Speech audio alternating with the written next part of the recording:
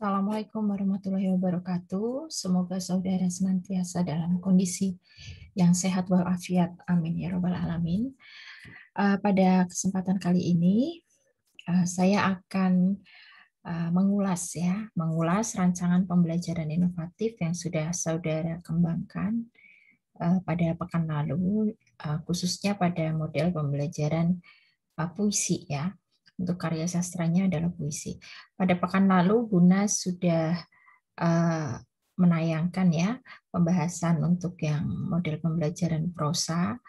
Saya harap Anda menyimaknya dengan sungguh-sungguh dan bisa dijadikan pedoman untuk mengembangkan model pembelajaran yang selanjutnya gitu. Pada hari ini Bu Meina akan melengkapi penjelasan Bunas ya. Jadi bisa melengkapi saja ya yang kemarin sudah disampaikan.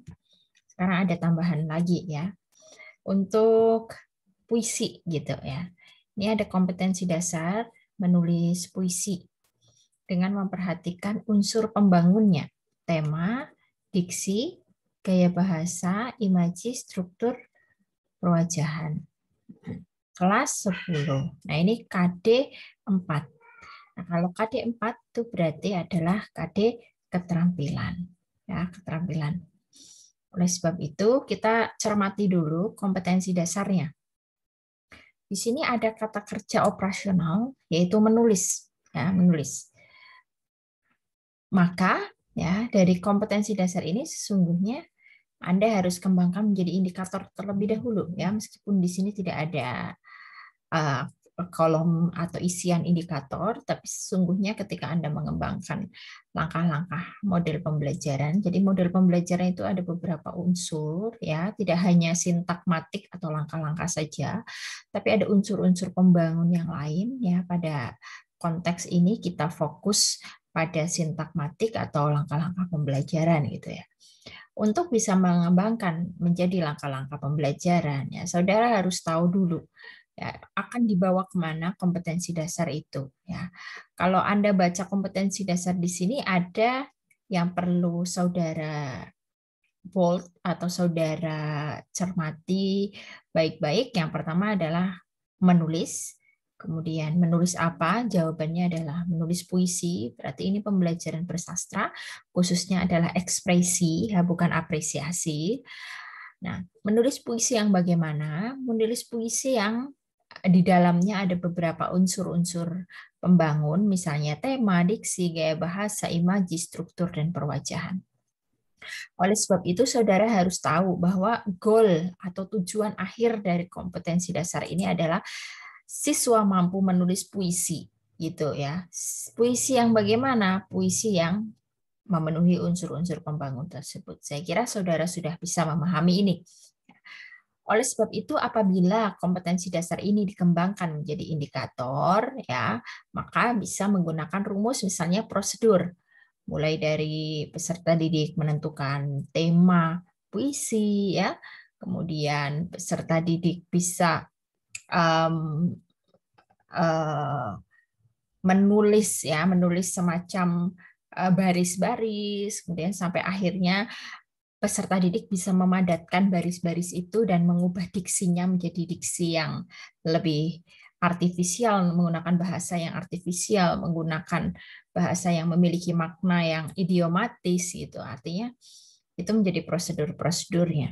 Nah, prosedur itu yang bisa jadi itu merupakan indikatornya.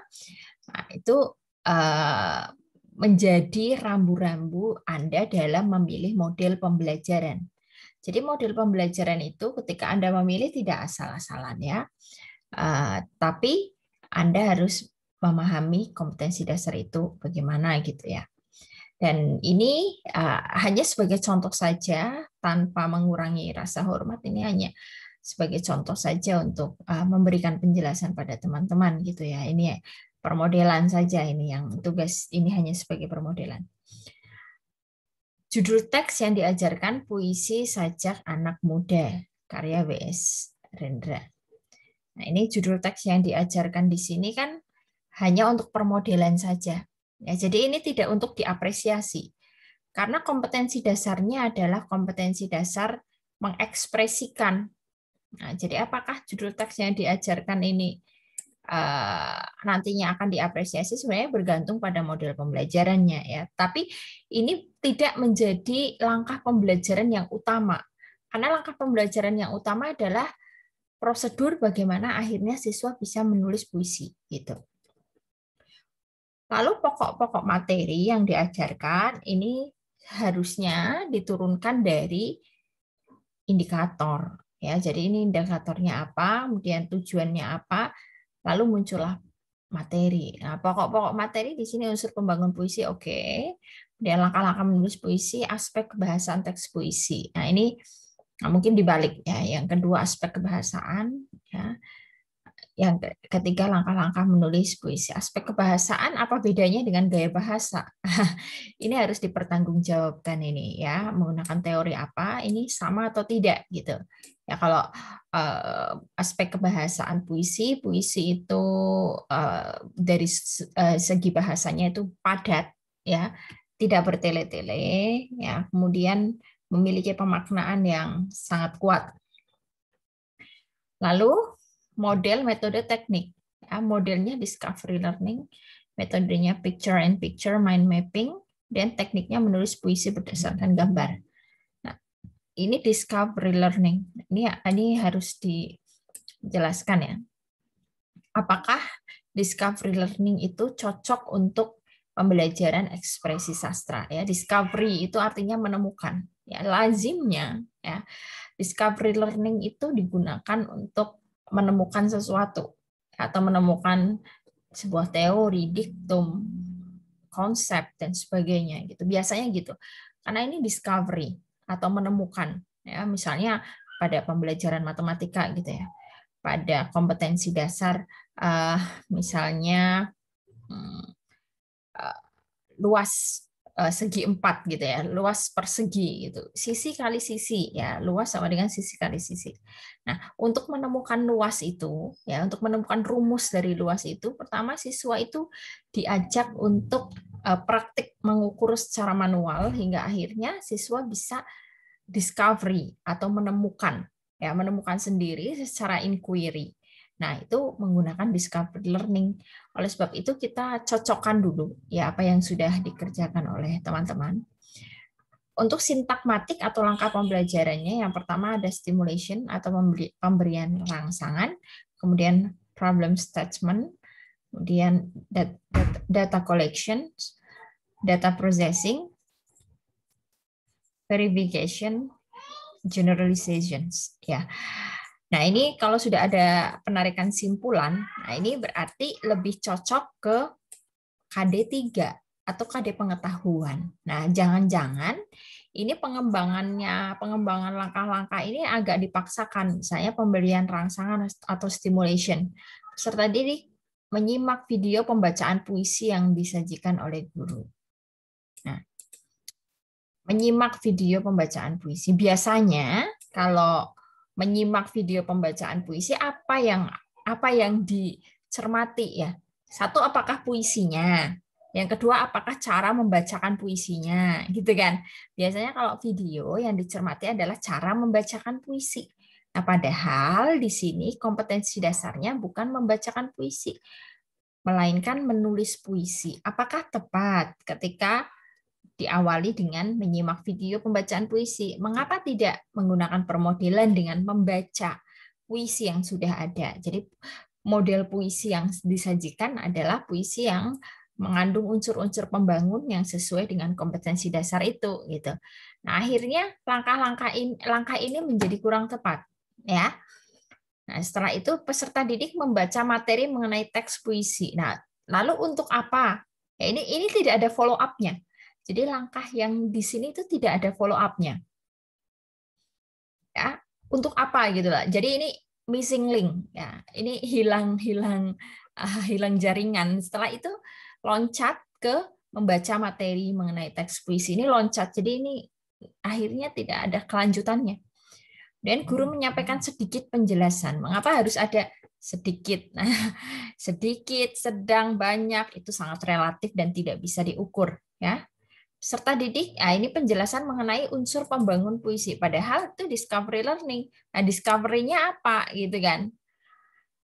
Peserta didik mencari informasi tambahan. Nah, kenapa harus ini sedikit kemudian mencari informasi tambahan? Peserta didik membuat ringkasan. Nah, ini. Anu ya. Belum ya. Ringkasan lalu penguatannya bagaimana dari atau konfirmasi dari gurunya bagaimana? Ini belum tepat ya. Kemudian problem statement, peserta didik mengidentifikasi sebanyak mungkin pertanyaan. Nah, ini malah langkah-langkahnya lebih ke langkah-langkah pengetahuan.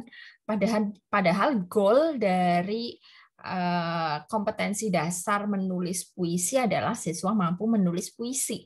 Jadi langsung saja diarahkan pada langkah-langkah menulis puisi, mulai dari siswa mencermati puisi bolehlah sebagai permodelan, ya. Kemudian siswa misalnya diajak menonton video yang berkaitan dengan tema yang terkait, kemudian akhirnya menentukan tema, siswa kemudian mendeskripsikan perasaannya menjadi kalimat, kemudian siswa memadatkan kalimat itu, dan siswa bisa menulis puisi gitu. Umumnya seperti itu. Nah, untuk yang menulis puisi ternyata dimulai dari 3 ya, data collection. Mengumpulkan data informasi berhubungan dengan teks puisi. Nah, sesungguhnya ketika Anda mengembangkan model yang keempat ini, Anda anggap itu siswa sudah memiliki pengetahuan, ya, karena 3 dan 4 itu kan bergandengan, ya kan? 3 itu pengetahuan, 4 keterampilan. Jadi kalau Anda mengembangkan KD4 tuh seharusnya Anda sudah berpersepsi bahwa sebelumnya mereka sudah menempuh KD3, yaitu pengetahuan. Jadi untuk aspek pengetahuan tidak usah dibahas lagi di model pembelajaran untuk KD4. Ya. Disajikan gambar, peserta didik menentukan tema puisi berdasarkan gambar. Nah, ini tema ditulis kemudian dilingkari. Nah, ini baru mulai di sini ya untuk menulisnya. Tapi apakah ini namanya data processing atau pengolahan data? Biasanya kalau pengolahan data itu berkaitan dengan penelitian atau nanti akhirnya jadi hipotesis itu. Pemeriksaan data harus ini tidak ada ini penarikan simpulan. Nah, jadi siswa bergantian menyerahkan hasil karangan puisi. Siswa menulis puisi. Menulis puisinya ada di data processing, pengolahan data. Ini belum ke aspek menulis ya. Ini baru memproses data, menganalisis data. Oleh sebab itu model ini sesungguhnya lebih tepat digunakan untuk KD3 gitu ya, bukan untuk KD keterampilan. Kita lihat di sini lembar kerja atau rancangan penilaian hasil belajar berdasarkan nilai dengan tema sesuai dengan gambar. Kriteria penilaian dengan tepat, kurang tepat, tidak tepat. Nah, apa sih perbedaan antara tepat, kurang tepat, tidak tepat itu?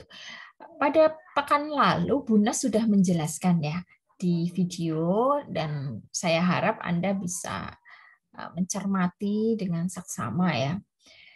Tepat, kurang tepat, tidak tepat itu tidak bisa diukur ya. Apa perbedaan antara tepat dan kurang tepat? Apakah kira-kira? Tentu saja tidak ya.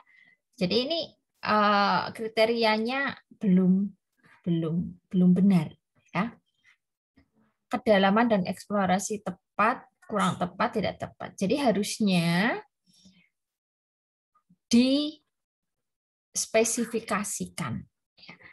Peserta didik mampu menulis puisi dengan isi dan tema gambar yang sesuai dengan model. Nah, mungkin di sini yang sesuai tetapi apa gitu ya. Jadi pengukurannya itu lebih akurat gitu. Tidak tepat, kurang tepat, tidak tepat gitu ya. Orisinal, secara orisinal kurang mampu. Nah, kalau orisinalitas berarti peserta didik secara orisinil, tidak orisinil. Nah, itu baru bisa diukur ya. Orisinil itu asli, tidak orisinil tidak asli. Nah, ini harus dikoreksi kembali ya. Untuk ini Anda buka lagi video yang sudah saya bagikan di Elena yang tentang evaluasi ya. Saya harap meskipun ini masih terjadi pandemi, Anda bisa produktif dan bisa menyimak materi yang diberikan secara sungguh-sungguh. Demikian, semoga untuk model pembelajaran drama bisa lebih baik dari yang sebelumnya. Wassalamualaikum warahmatullahi wabarakatuh.